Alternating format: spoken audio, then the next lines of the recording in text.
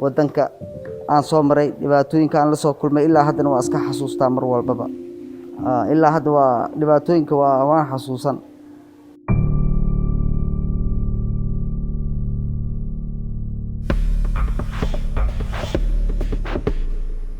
Soomaaliya kama dhamaato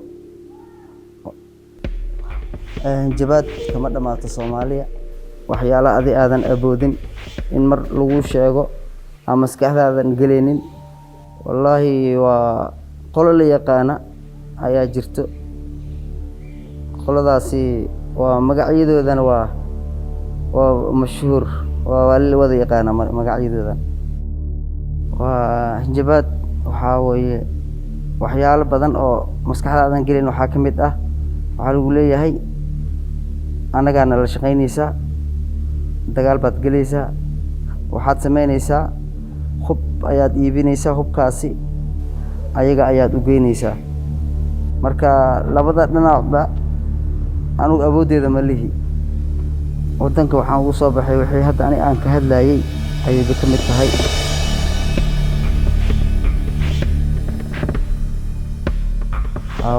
saaxiib waan lahaa hadda wuu geeriyooday wuu dhintay Soomaali ayuu ka soo baxay badii Liibiya Yemen ayuu ku dhintay waa isoo gaareen waa la iga sheekeeyay sida saaxiibkayga oo ku dhinto badii oo kale waa wax walbana waa ogaa marka aniga nolol geeri labadaba tii aan arko ayaan jeclaystay inaan wadankaasi dibkiisa inaan ka baxsado waayo qof maanta nafsadiisa tahlukaaya ma jiro marka sida darteed aan ku soo baxay waxaan soo gatay ma jirin badar qofka markuu horta oo boorsad iyo dhar markuu iibsanayo mar oo asaga uu ku xisaabtamay wadanka inuu ka tagto oo ka baxo ayuu dharka gataa anigu waxaas maskaxdayda ma kuma jirinba 3 isha gudahooda ayaa warkaan yimid lacag oo gaari raac kaliya ayaan watayba oo $120 wax gaarayaan watay waxaan imid meel la yiraahdo Soomaali dhaxdeeda xeebta ah oo Boosaaso ay joogaanba muqallasiinta doomanka ayaga barara meesha ayaan ku arkay meesha ayaga doon iga saaray Yemen ayaan imaaday ayaga markaad Yemen timaado muqallaska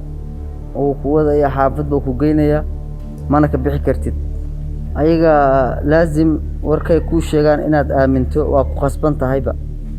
adu kaligaaga doonta lagu masaarayo ilaa dadka tiradooda ay ka gaarto 200 300 markay gaaraan ayaa doonta la saaraa si degdeg ah lagu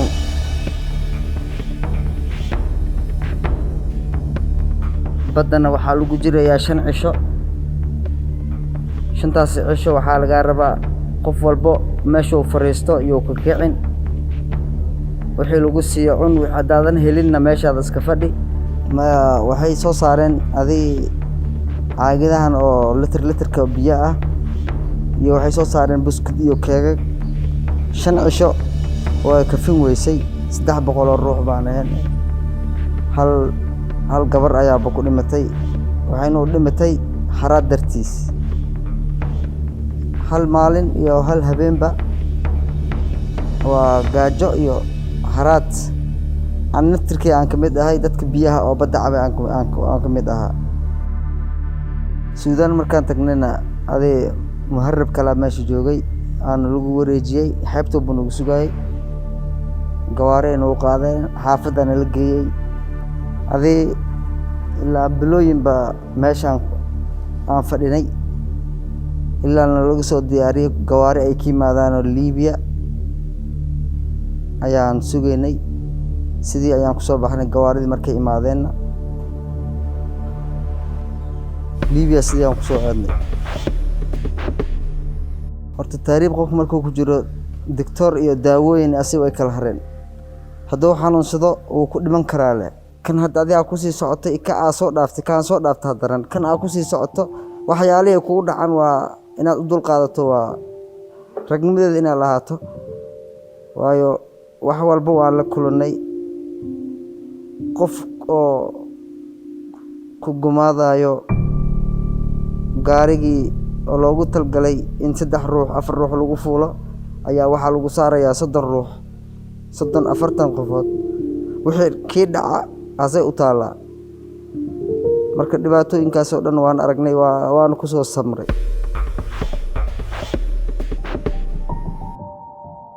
wallahi Liibi 3 san intaan joogay waxaan ku jiray kaamkan oo kale ayaan ku xareysneen laakiin kaamkan oo kale ma ahano waa kan waa amniyo khaatir baa joogto magaaladaad aadi kartaa waxa u baahan tahay ayaa inta waxyaalaha u baahan tahay ayaad ka helaysaa Rwandadan kaamkeeda laakiin kaamkaasi waa qof oo container lagu xareynayo ayaan ahayn UNHCR wayno imaanaysay isbuucii hal mar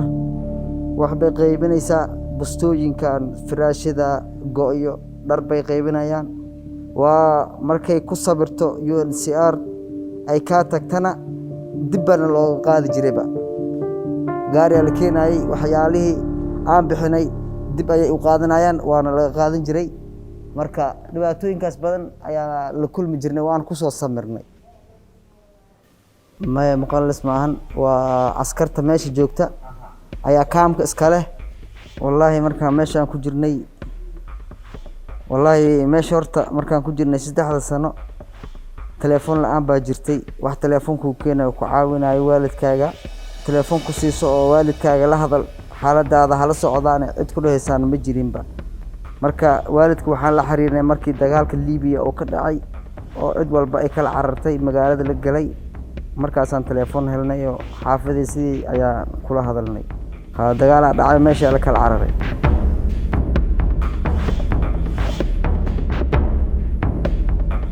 laakiin waxaan awood oo maanta aan sii karo horta ma jirto UNHCR waayo dhibaatooyinka nin god ku jiray nin ceel ku dhex jiray ceelka laga soo saaray dibadda markuu imaado ayaan ahay wallahi maalin horta waxay ii sheegeen intaan soo safrin isbuuc ka hor ayay ii waceen UN-ta wallahi habeenkii run ahaantii ma seexanin waan farxay waxaan ogaaday 3 bari waxay ila noqotay 3 bilood aan sugay safar wallahi horta diyaarad markaan saan u soo fuulay aad iyo aad baan horta u faraxsanaa diyaarad korkeeda intaan saarnaa waxaan hurday nin sariir saaran oo kale ayaan u seexday waayo nin habi ah maskaxdiisa degtay ayaan noqday farxad ayaan la seexday oo habi ah waxaan u baahday raashin aan ma jirin kursigaan ku hurday hadda waxaan joogaa 9 bilood wallahi awalan waxaan u mahad celinayaa horta UNHCR abaal bay gashato abaalkeeda horta anigu ma gudi karo ma garad wallahi qoyskayga ma intaan imaaday haddaan maanta wicin berit waan maalin walbo noloshana waa aad iyo aad bay u fiican tahay waxaas mar walba waan maqalnaa qaar oo badda ku dhintay way jiraan intaan joogo aan maqlaa iyo qaar oo doonta 4 cisho ay badda ku jiraan oo Liibiyaanka ay soo celiyaan oo wadanka ay dibna ay ugu soo celiyaan way jiraan waan la socdaa wax walba laakiin mar walba anigu waxaan ku dhahaaba baddaas iska daayo nafsadiina inta halukada ka ilaaliyo